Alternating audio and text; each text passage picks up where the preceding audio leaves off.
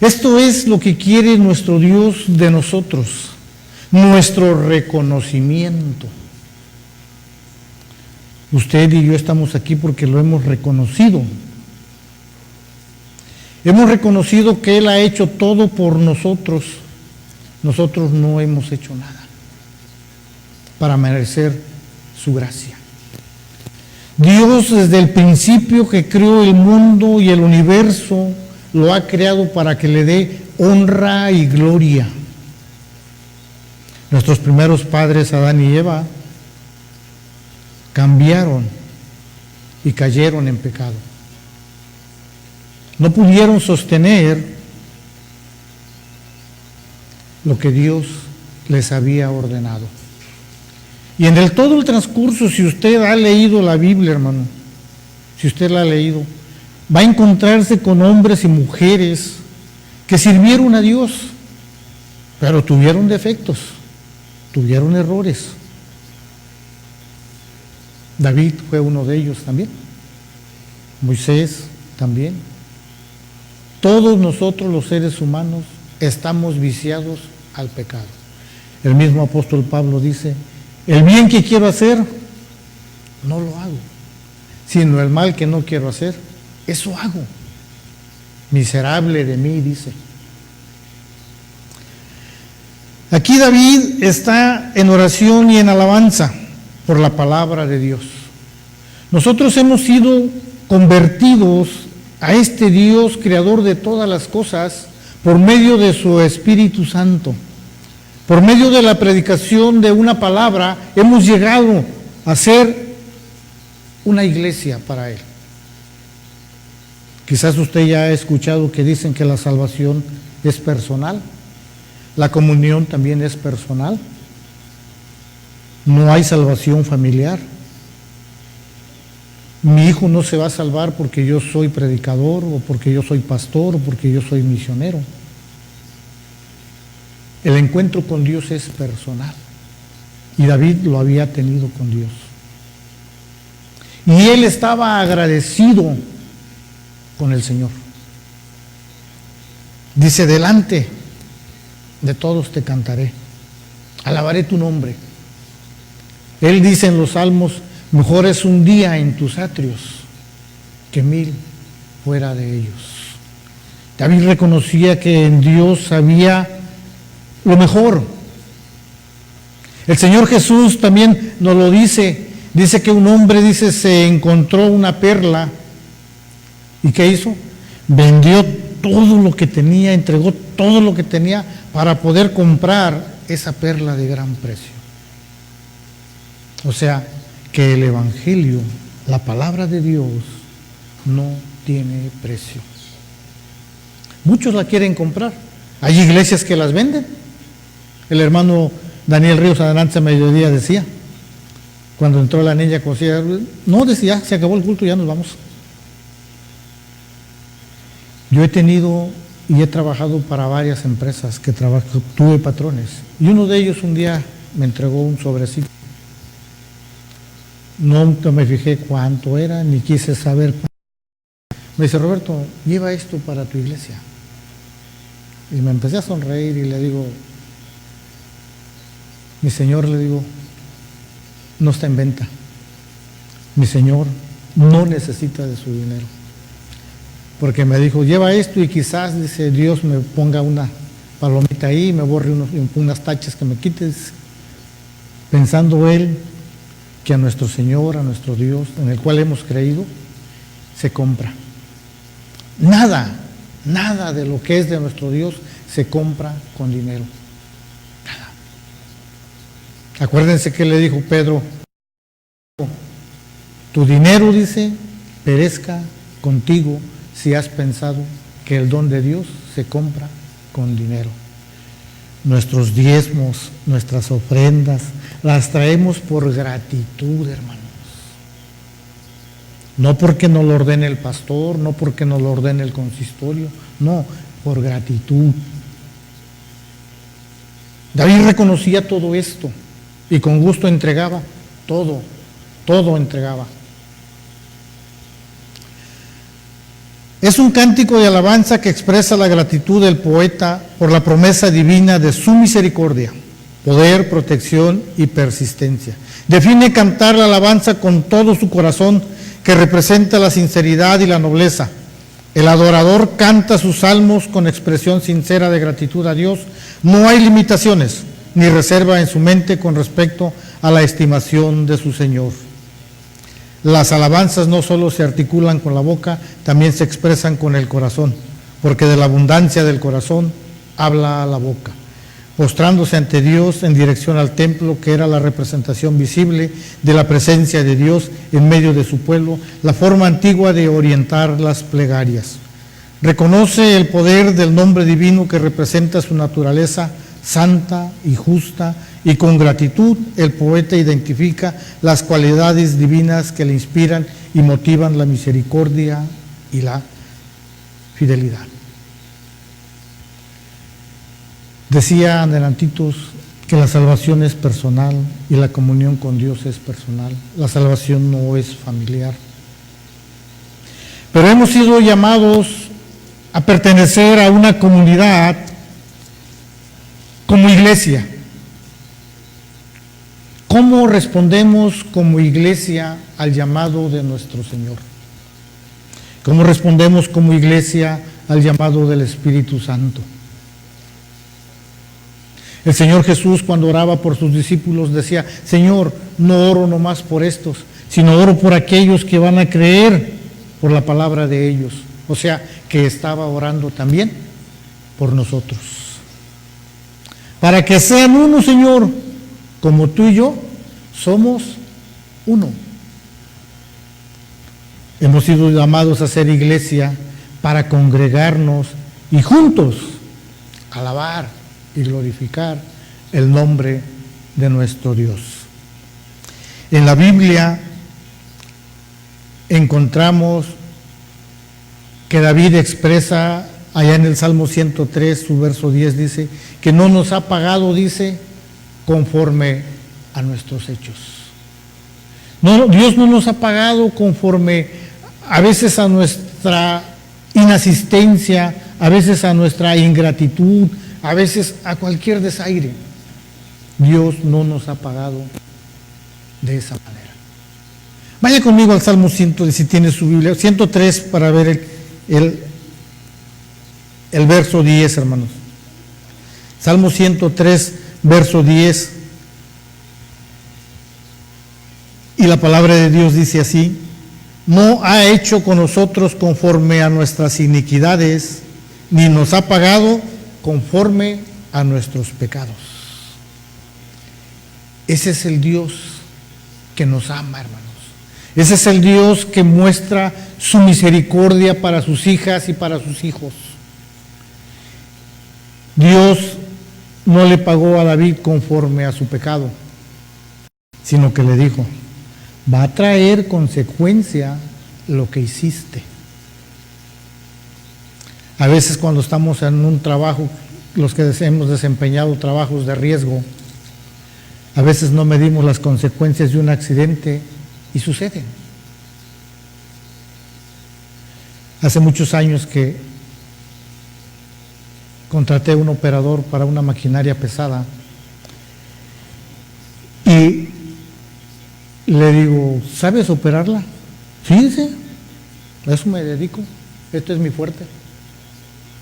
Dame una demostración, hay que hacer una zanja. La hizo. Y se subió, terminó, subió. Se volteó el asiento porque los asientos son giratorios en las retroexcavadoras. Giró el asiento. El ayudante se subió en la parte de atrás. Le digo: aquí tienes un error. ¿Cuál? Dice: no le pusiste el candado al brazo de la máquina. No, dice: no pasa nada. Chalino, nunca hagas esto. Pon el candado. Pasó. No tardó mucho, yo creo como 2 meses. Terminan de hacer su trabajo, el ayudante se sube. ¿Cómo se equivoca y jala la palanca y el brazo se va así y le destroza todas las rodillas, se la hizo así. Le colgaba al muchacho las piernas. Hay veces las consecuencias se pagan caras. Dios le dijo a David, no te voy a castigar, pero recuerda, las consecuencias de tu desobediencia van a venir. Y eso es lo que David decía en este salmo. No has hecho con nosotros conforme a nuestras iniquidades, ni nos has pagado conforme a nuestros pecados. David reconocía la misericordia y la fidelidad de Dios. Por eso siempre oraba a Él. Él no buscaba más que la oración y la comunión con Dios. Por eso les decía antes, la comunión también es personal con Dios. A veces intercedemos unos por otros. No porque estemos más cerca de Dios, como muchos dicen.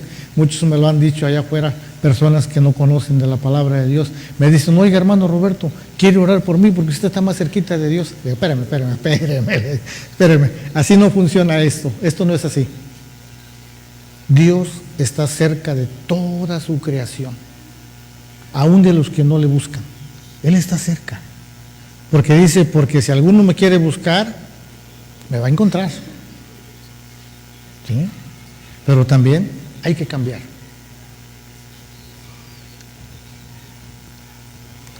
Desde el Génesis desde la creación vemos que Dios ha hecho su creación para que le alabe y le glorifique. Y nadie pudo cumplir todo lo que Dios había establecido, ni con leyes, ni con estatutos, ni con mandamientos. Todos nos pasábamos por alto cualquier mandamiento. Pero Dios en su amor y en su misericordia mandó a nuestro Señor Jesucristo, que Él sí cumplió todo lo que Dios había establecido. Y el Señor Jesús en su bondad dice, no los voy a dejar huérfanos, les mandaré el Espíritu Santo. David, cuando se sentía angustiado, le decía a Dios, no quites de mí tu Santo Espíritu. No, dice, por favor, no me lo quites. No me quites ese gozo. David sabía que si Dios le quitaba ese gozo, su vida ya no iba a ser igual. Ahí está Saúl. ¿Qué pasó con Saúl? Cuando Dios le quitó el espíritu de él, ¿a dónde cayó? ¿Hasta dónde fue a parar? ¿Hasta dónde fue a dar? Si han leído la vida de Saúl, dice que fue con los adivinos. Imagínense qué pecado tan grande añadió aún a su falta con Dios, después de no haber obedecido a Dios. Imagínense, hermanos, que yo soy creyente, yo estoy aquí con ustedes y al rato quizás me vaya a buscar a uno de esos esotéricos, uno de esos que echan las cartas y, oye, pues ¿qué ando haciendo? Hasta ese grado llegó Saúl porque Dios le quitó su espíritu. Hoy nosotros tenemos el Espíritu de Dios, que solamente que nosotros quieramos, Él se retira.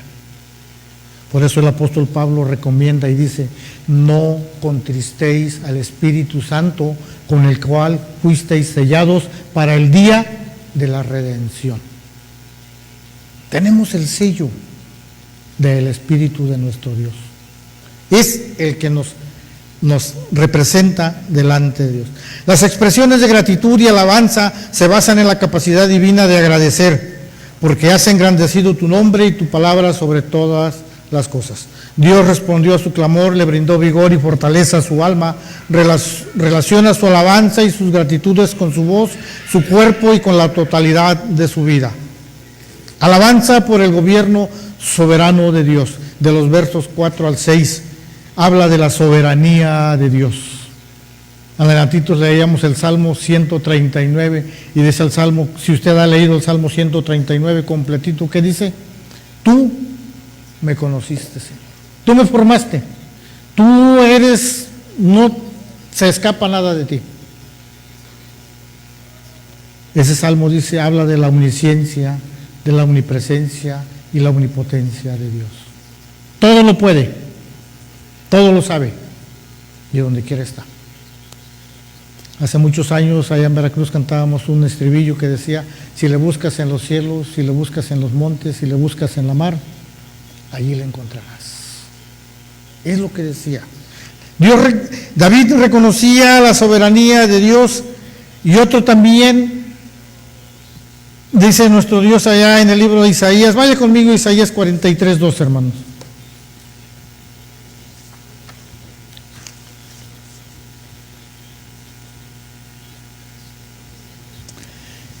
Dice en Isaías 43:12, yo anuncié y salvé, e hice oír, y no hubo entre vosotros Dios ajeno.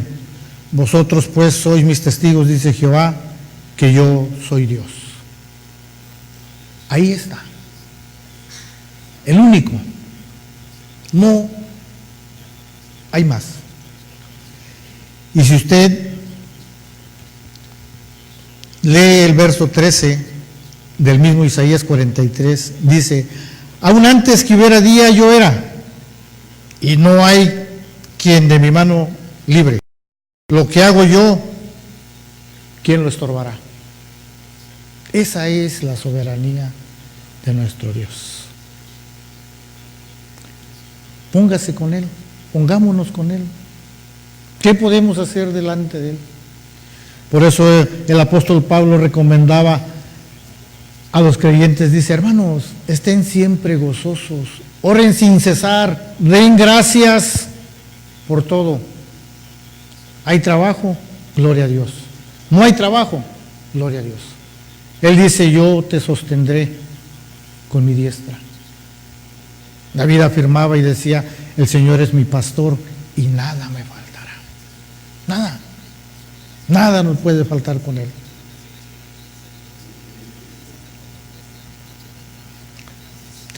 El Señor es Rey de reyes y Señor de señores. Cuando sepan de sus obras maravillosas para su pueblo, te alabarán, oh Jehová, todos los reyes de la tierra, porque han oído los dichos de tu boca.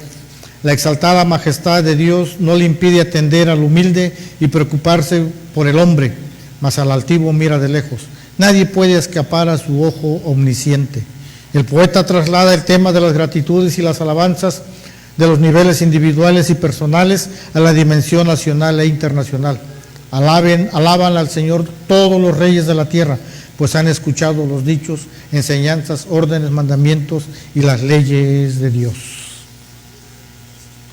Estos reyes representan las naciones que dirigen, cantarán y alabarán la gloria de Dios, porque es grande y excelso. La gente poderosa de las naciones reconocerá de acuerdo con el salmista la grandeza divina. El apóstol Pablo allá en Romanos 13 dice que no hay autoridad que no sea puesta ¿por quién? Por Dios. Toda autoridad en la tierra es puesta por Dios. En la mañana en la predicación del pastor leíamos de Nabucodonosor. Él no era del pueblo de Dios, pero él reconocía y reconoció que el Dios de Israel, el Dios de los judíos, el Dios de los hebreos, era el Rey de reyes y Señor de señores y Dios de dioses, el único creador de todas las cosas. Cuando sea el fin de este mundo, cuando sea el fin, vaya conmigo a Apocalipsis 4:11, hermanos, y vea lo que dice el escritor bíblico de Apocalipsis 4:11. ¿Quién es el que merece todo? Si alguien lo tiene, puede leerlo, hermano.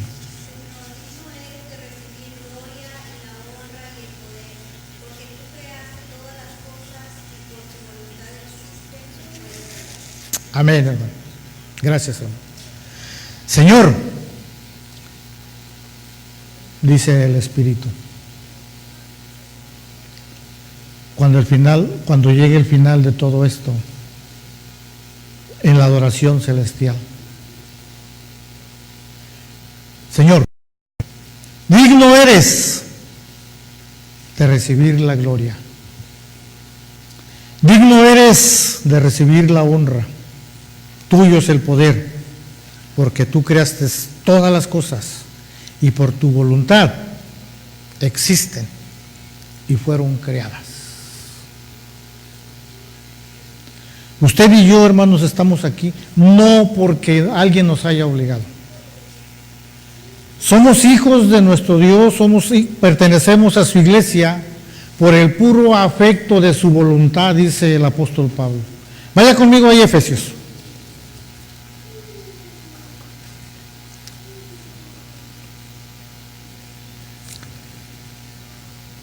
Y lea el verso 5, por favor.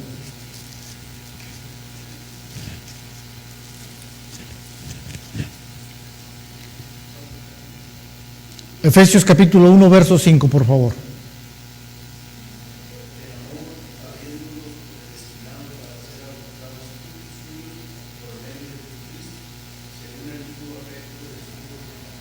Amén. Según el puro afecto de su voluntad. Porque a Dios le plació que usted, mi hermana, fuera su hija. Porque a Dios le plació, mi hermano, que usted fuera su hijo. Nada hemos hecho nosotros para merecer esa gracia. Y David lo reconocía. Por eso su oración de David era siempre para él. Su alabanza era para él.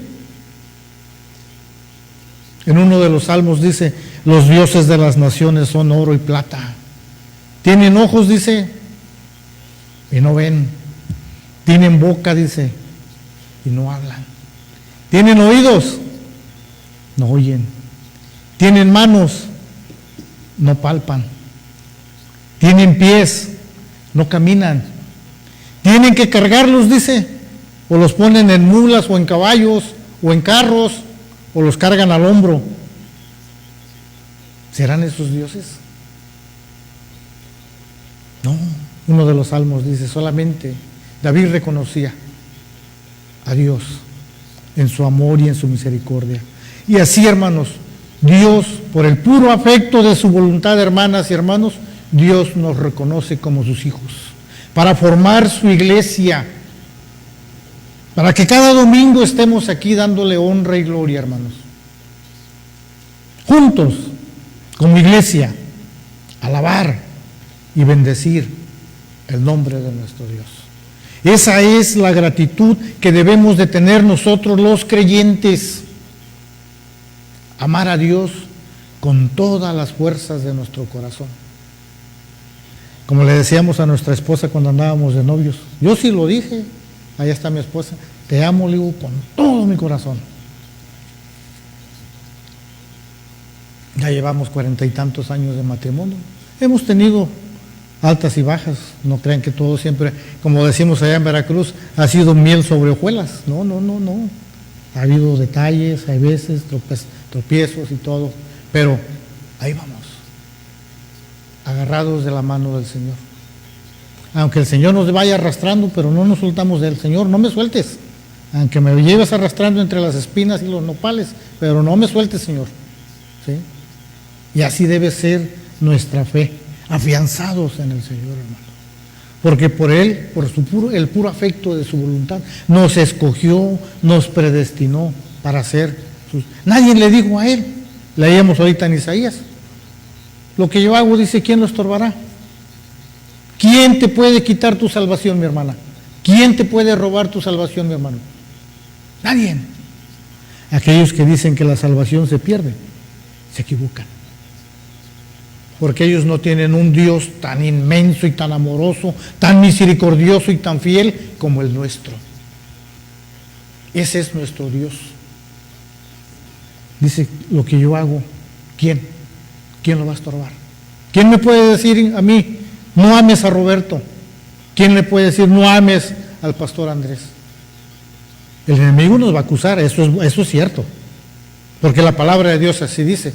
Él está acusándonos siempre, ¿sí? Pero ¿qué dice en Romanos el apóstol, que Él es, nuestro Señor Jesús está sentado a la diestra de Dios siempre intercediendo por nosotros. Y David lo reconocía. De los versos 7 del Salmo 138, de 7 al 8, son la alabanza por el socorro de Dios en la angustia. El poeta menciona e identifica la crisis con las acciones de personas enemigas, pero Dios lo salva de los ataques de sus enemigos. Cuando está en medio de las angustias, la diestra del Señor, con poder y autoridad, viene a su socorro en el instante oportuno. Esa intervención salvadora de Dios tiene una finalidad: cumplir el propósito en su vida. Su esperanza está en Dios, que siempre manifiesta su voluntad, y esta se cumplirá porque Él es poderoso y su misericordia es eterna. Otro de los reyes que se deleitó en la misericordia de Dios, si recuerdan al rey Ezequías, al cual fue el profeta Isaías enviado. Dios envió al profeta Isaías y va y le dice: alista tu casa porque vas a morir. Vaya conmigo a Isaías 38 para que usted tenga más. Isaías 38, hermano.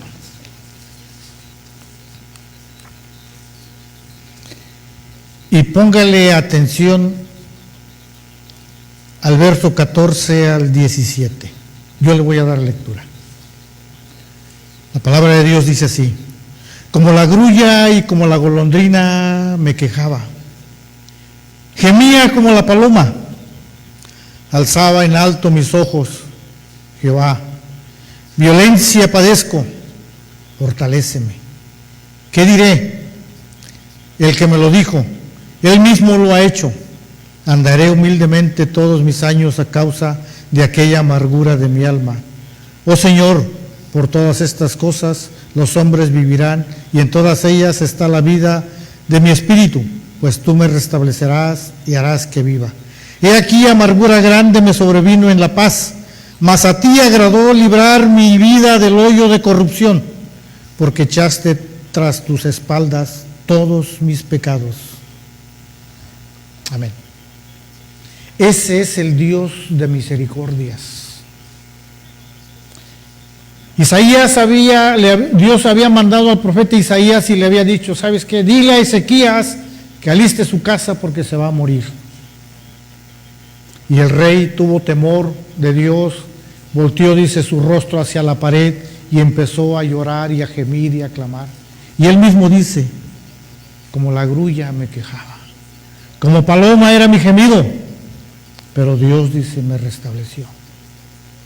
Y por eso él decía: todos mis pecados se los echó mi Señor a sus espaldas. Prácticamente dice que lo cargó en sus brazos, para que él ya no sintiera la carga de sus faltas. Cuando tenga tiempo, lea todo el capítulo 38 de Isaías y va a ver qué hermosa porción de la palabra es esta. El clamor final de David es revelar. El clamor final de David es revelador. Jehová cumplirá su propósito en mí. Tu misericordia, oh Jehová, es para siempre. No desampares la obra de tus manos. Reconoce que Dios es el que tiene la capacidad, el deseo y el poder de responder a los clamores más hondos del alma humana. Escucha el clamor de su pueblo, pues entre sus características destaca que Dios es grande, glorioso, excelso y misericordioso. Y en esas características divinas le permiten identificar a las personas humildes para afianzarlas y apoyarlas, bendecirlas y liberarlas. Aun cuando estemos en angustias, hermanos, hagamos lo que hizo el rey David. Vaya conmigo ahí a Segunda de Samuel, hermanos, 16. Y vamos a ver cuando el rey David estaba pasando una angustia y dejó las cosas en las manos de nuestro Dios. Segunda de Samuel, capítulo 16, y le voy a dar lectura del verso 5 al 13. Dice la palabra de nuestro Dios en 2 de Samuel, capítulo 16, versos 5 al 13. Y vino el rey David hasta Baurim. He aquí salía uno de la familia de la casa de Saúl, el cual se llamaba Simeí, hijo de Gera, y salía maldiciendo y arrojando piedras contra David y contra todos los siervos del rey David y todo el pueblo, y todos los hombres valientes estaban a su derecha y a su izquierda. Y decía Simeí maldiciéndole: fuera, fuera, hombre sanguinario y perverso. Jehová te ha dado el pago de toda la sangre de la casa de Saúl, en lugar del cual tú has reinado, y Jehová ha entregado el reino en mano de tu hijo Absalón. Y hete aquí sorprendido en tu maldad, porque eres hombre sanguinario. Entonces Abisaí, hijo de Sarbia, dijo al rey: ¿por qué maldice este perro muerto a mi señor el rey? Te ruego que me dejes pasar y le quitaré la cabeza. Y el rey respondió: ¿qué tengo yo con vosotros, hijos de Sarbia? Si él así maldice, es porque Jehová le ha dicho que maldiga a David. ¿Quién pues le dirá: ¿por qué lo haces así? Y dijo David a Abisaí y a todos sus siervos: he aquí, mi hijo que ha salido de mis entrañas, acecha mi vida. ¿Cuánto más ahora un hijo de Benjamín? Dejadle que maldiga, pues Jehová se lo ha dicho. Quizás mirará Jehová mi aflicción y me dará Jehová bien por sus maldiciones de hoy. Esto es lo que el rey David manifestaba, aún en contra de su aflicción, aún en contra de su angustia, haber sido destronado por su hijo. Él entendía que las consecuencias de lo que había hecho se estaban pagando, pero él estaba agradecido con Dios. ¿Qué a veces piensa el ser humano como ser humano? ¿Me la haces? Me la pagas. ¿Qué le dijo el general al rey David? Déjame pasar, le voy a volar desde la cabeza. Dijo David: no, déjalo. Si él así dice, porque Dios lo ha permitido. ¿Cuál es nuestra angustia cuando tenemos una enfermedad y no encontramos la cura? Somos capaces de decir: Señor, pues te alabo, te glorifico, Señor, por esta enfermedad que me has dado. Hay veces los siervos más fuertes de Dios se han cimbrado ante la enfermedad. El apóstol Pablo fue uno de ellos. Tenía una enfermedad que él llamaba el aguijón de Satanás. Y dice: Señor, 3 veces te he rogado, dice, que me quites esta enfermedad. ¿Y qué le respondió el Señor? Bástate mi gracia, Pablo. Hay veces como seres humanos nos doblegamos ante una negativa. ¿Qué le pasó a Moisés? Le dice Dios: no vas a entrar a la tierra prometida, Moisés. Mírala nada más, pero no vas a pasar para allá. Yo a veces cuando leo esa porción bíblica me pongo a pensar, si yo que no soy Moisés, se me entristece el corazón. Imagínense qué habrá sentido Moisés cuando el Dios que le mostró sus maravillas, su poder, y en el nombre de él hizo maravillas, hechos portentosos, y que le haya dicho: no vas a entrar, Moisés. ¿Cuánto no habrá llorado Moisés? ¿Cuánto no se habrá afligido? Pero me pongo a pensar cuán más feliz, cuán más contento se habrá puesto cuando llegó a la presencia de su Señor. No vio la tierra prometida aquí en esta tierra, pero vio la tierra prometida que nos espera a nosotros, hermanos. La celestial, la Jerusalén que desciende de allá de los cielos. No la Jerusalén que está ahorita en guerra y está edificios destrozados y todo. No, una nueva Jerusalén. Por eso Dios dice: cielos nuevos y tierra nueva, en las cuales no hay tristeza, no hay dolor. Y esto era lo que David sentía y buscaba de Dios. Esa fue la teología que vivió y predicó Jesús a sus discípulos al identificar a las personas humildes como la gente privilegiada en el reino. El Señor vivió en medio de comunidades pobres y necesitadas y se convirtió en su voz. Nuestro Señor en el Sermón del Monte separó una bienaventuranza para apoyar y bendecir a la gente pobre. Bienaventurados los pobres en espíritu, porque de ellos es el reino de los cielos. Mateo 5:3. En efecto, una de las características más importantes del ministerio del Señor fue el rechazo claro y directo a la gente altiva para apoyar y afirmar a las personas humildes y necesitadas. Dios nos ha llamado, hermanos, para formar parte de su iglesia, de su pueblo, de su congregación. Pero también nos ha llamado a ser portavoz de su evangelio. Nos ha llamado a ser sus heraldos. Me llama la atención lo que dice el Señor Jesús a sus discípulos cuando llama a los primeros, a Andrés y les dice: venid. ¿Y alguna vez se ha puesto usted a pensar en esa palabra de venid? ¿La ha separado usted alguna vez en dos? Si no lo ha hecho, hágalo ahorita. Medite en ello. Dice: ven. Y el Señor Jesús invita a todo creyente, dice: ven, pero también ves. Venid, ven, pero vas.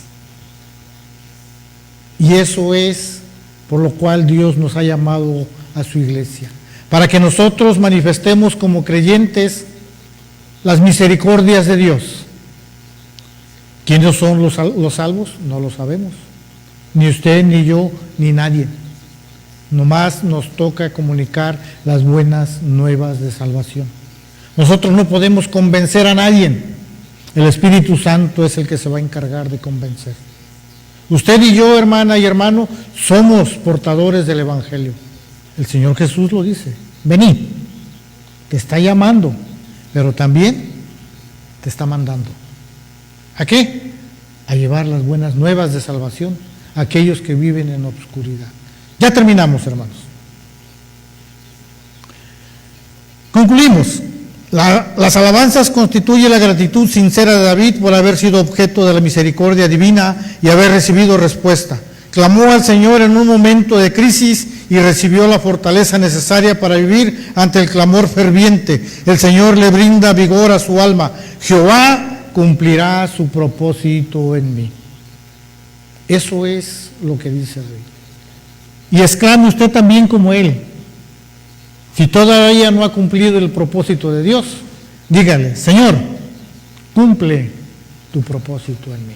Aquí estoy para servirte. Diga como: heme aquí, Señor, envíame a mí. Incline su rostro y vamos a orar. Te alabamos y te bendecimos, Padre eterno. Pero también, Señor, te pedimos perdón en el nombre de tu Hijo amado Jesucristo. Gracias, Señor, porque tu palabra, Señor, es predicada, Señor. Tú seas glorificado, honrado, Señor. Padre, gracias por la vida de mis hermanas y mis hermanos. Quédate con nosotros en este transcurso de la tarde, noche, Señor. Danos un placentero descanso. Y permítenos regresar a nuestros hogares sin contratiempo, sin accidentes. Padre eterno, en tus manos nos ponemos. Guárdanos, Señor, como siempre lo has hecho. Y síguenos dando, Señor, de tu Espíritu Santo para tener el valor de predicar tu palabra a tiempo y fuera de tiempo. En Cristo Jesús. Amén. Dios les bendiga.